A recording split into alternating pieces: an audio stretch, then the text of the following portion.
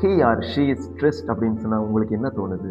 ஐயோ ஸ்ட்ரெஸ்ஸா, அது எனக்கு வந்துடவே கூடாதுப்பா அப்படின்னு தானே தோணுது. ஆனா ஸ்ட்ரெஸ் ரொம்ப நல்லது அப்படின்னு சொன்னா உங்களால நம்ப முடியுதா? ஆமாங்க, ஸ்ட்ரெஸ் ரொம்ப நல்லது. அது எப்படின்னு இந்த வீடியோல பார்த்துடலாம். ஹலோ எவ்ரிஒன், நான் உங்கள் வெல்ஜித். வெல்கம் டு சுவாசநிழல் கவுன்சிலிங். ஒரு டீச்சர் ஒரு ஸ்டூடெண்டோட கையில ஒரு கிளாஸ் ஆஃப் வாட்டரை கொடுத்துட்டு இதை பிடிச்சிக்கப்பா அப்படின்னு சொல்றாங்க. Is holding the glass of water. பிடிச்சிட்டு இப்போ ஹெவியா இருக்குதா அப்படின்னு கேட்குறாங்க. அதுக்கு அந்த ஸ்டூடெண்ட் சொல்றான், இல்லையே ரொம்ப லைட்டா இருக்குது அப்படிங்கிறான். 1 hour பிடிச்சிருந்தா கொஞ்சம் ஹெவியா இருக்கும் டீச்சர் அப்படிங்கிறான். 1 day ஃபுல்லா பிடிச்சிருந்தா ஐயோ என் கையே மறுத்து போயிடும் டீச்சர் அப்படிங்கிறான். ஆக வெயிட் அங்கே மேட்ரு கிடையாது, டியூரேஷன் ஆஃப் டைம் தான் அங்கே matter. Handling of stress is such like this. ஸ்ட்ரெஸ்ஸில் 2 வெரைட்டி இருக்குது அப்படிங்கிறாங்க, 2 type. One is eustress, another one is distress. இந்த யூ ஸ்ட்ரெஸ் இருக்குதுல்ல, இது ரொம்ப helping stress, it's good stress, healthy stress. இது என்ன செய்யணும்னு சொன்னா நம்மளை புஷ் பண்ணிக்கிட்டே இருக்கும். ஃப்ரண்ட்ல நீ போ, நீ முன்னாடி நல்லா பண்ணு, நீ நல்லா பெர்ஃபார்ம் பண்ணு அப்படின்னு சொல்லிட்டு நம்மளை முன்னாடி புஷ் பண்ணிக்கிட்டே இருக்கும்.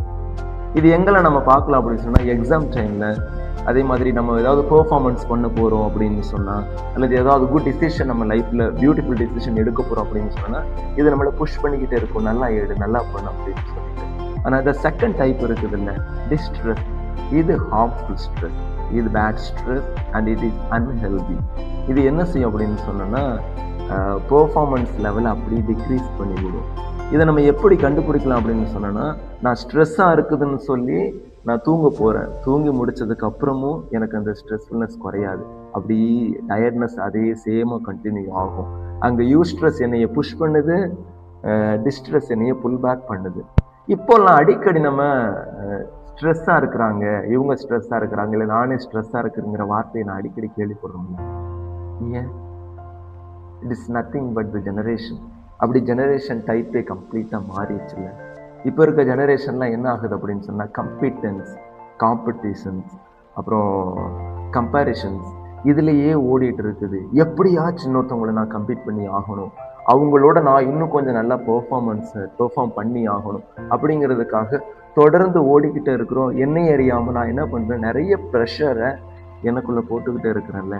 இதுதான் என்ன பண்ணுது அப்படின்னு சொன்னால், எனக்குள்ளே இருக்கக்கூடிய யூ ஸ்ட்ரெஸ்ஸையும் குட் ஸ்ட்ரெஸ்ஸையும் அப்படியே பேட் ஸ்ட்ரெஸ், டிஸ்ட்ரெஸ்ஸாக மாற்றி இருக்குது. இதுலேருந்து வெளியில் வர்றதுக்கு சிம்பிள் டெக்னிக்ஸ் நிறைய இருக்குது. என்னன்னு நம்ம பார்த்துடலாமா? ஃபர்ஸ்ட் டெக்னிக் என்ன அப்படின்னு சொன்னால், நெயிம் த ஸ்ட்ரெஸ். ஸ்ட்ரெஸ் என்னன்னு முதல்ல நெயிம் பண்ணுங்க. ஏன்னா அது குட் ஸ்ட்ரெஸ்ஸாகவும் இருக்கலாம், பேட் ஸ்ட்ரெஸ்ஸாகவும் இருக்கலாம். நம்ம எல்லாத்தையும் கம்ப்ளீட்டாக போட்டு ஐ எம் ஸ்ட்ரெஸ் அப்படின்னு சொல்லி பிளண்டாக சொல்லி பழகாதீங்க. என்ன ஸ்ட்ரெஸ் அப்படின்னு சொல்லி ஃபர்ஸ்ட் நெயிம் பண்ணுங்க. ரெண்டாவது, கன்வெர்ட் த்ரெட் இன்டு சேலஞ்ச். த்ரெட்டுங்கிறது வேற ஒன்னோட டிஸ்ட்ரெஸ், சேலஞ்சுங்கிறது யூ ஸ்ட்ரெஸ். அதாவது டிஸ்ட்ரெஸ்ஸை அப்படியே நான் சேலஞ்சாக மாற்றுறேன், அப்படியே நான் யூ ஸ்ட்ரெஸ்ஸாக மாற்றுறேன். ஒரு சின்ன ட்ரை, எனக்கு நான் இப்போ ஸ்ட்ரெஸ்ஃபுல்லாக நான் ஃபீல் பண்ணுறேன்னா, I am going to give a little try அப்படின்னு சொல்லிட்டு ஒரு சின்ன ட்ரை பண்ணி பாருங்கள். அதனுடைய டிராஸ்டிக் சேஞ்சை நீங்களே பார்ப்பீங்க. Third one is 90 second reset. அதுன்னு 90 செகண்ட் ரீசெட் ஒன்றும் இல்லை, நம்ம எமோஷன்ஸ் இருக்குதுல்ல, அது 60லேருந்து 90 செகண்ட்ஸ் வரைக்கும் தான் மேலே போய் கீழே இறங்கும் அப்படிங்கிறாங்க.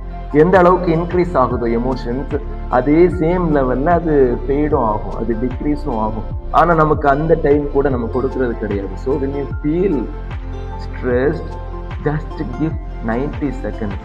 கொஞ்சம் ப்ரீத் பண்ணிக்கிங்க, உங்களையே காம் டவுன் பண்ணிக்கிங்க. ஃபோர்த் டெக்னிக் என்ன அப்படின்னு சொன்னா, பாடி ஃபர்ஸ்ட் மைண்ட் நெக்ஸ்ட். அது என்ன பாடி ஃபர்ஸ்ட் மைண்ட் நெக்ஸ்ட் தானே? பாடிக்கு முதல்ல இம்பார்ட்டன்ஸ் கொடுங்க. when you feel stressed, அந்த இடத்துல நீங்கள் இருக்கிறத விட்டுட்டு கொஞ்சம் தூரம் வெளியில் போங்க. You go for a walk, you go for a jog. அது மாதிரி பாடியை கொஞ்சம் ஸ்ட்ரெச் அவுட் பண்ணுங்க. அல்லது நம்ம மசில் ரிலாக்ஸேஷன் டெக்னிக்ஸ் ஏதாவது தெரிஞ்சிச்சு அப்படின்னு சொன்னால், சும்மா இப்படி இந்த மாதிரி நம்ம யூஸ் பண்ணிக்கிறது தான். தென் உங்கள் பாடியை நீங்கள் ஷேக் பண்ணிக்கலாம். கொஞ்சம் ப்ரீத் பண்ணுங்கள், நல்லா லாங் ப்ரீத் பண்ணி விடுங்க. நீங்களே ஒரு சின்ன ரிலீஃப் கிடைக்கிறதா உணருங்க. மூவ்மெண்ட் நம்ம பாடிக்கு என்ன செய்யும் அப்படின்னு சொன்னோன்னா, ஒரு ஐடியா கொடுக்கும். என்ன ஐடியானா, ஐ எம் சேஃப்ங்கிற ஐடியாவை கொடுக்கும். நெருப்பு ஒன்று தான், கிச்சனில் யூஸ் பண்ணால் அதை நம்ம சமைக்கிறதுக்கு பயன்படுத்திக்கலாம். அதே இது ஒரு காட்டை அழிக்கிறதுக்கும் அதை பயன்படுத்திக்கலாம். நம்ம எப்படி யூஸ் பண்ணுறோம் அப்படிங்கிறதுல தான் இருக்குது. You stress builds you, distress drains you. இந்த வீடியோ உங்களுக்கு பிடிச்சிருந்துச்சுன்னா லைக் பண்ணுங்கள். உங்கள் ஃப்ரெண்ட்ஸுக்கெல்லாம் யூஸ்ஃபுல்லாக இருக்கும் அப்படின்னு நீங்கள் நினச்சிங்கன்னா ஷேர் பண்ணுங்கள்.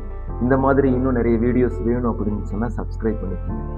யாராவது பர்சனல் கவுன்சிலிங்கில் உங்களுக்கோ உங்கள் தெரிஞ்சவங்களுக்கு பர்சனல் கவுன்சிலிங் வேணும்னா கீழே இருக்கக்கூடிய இந்த நம்பருக்கு நீங்கள் காண்டாக்ட் பண்ணுங்கள்.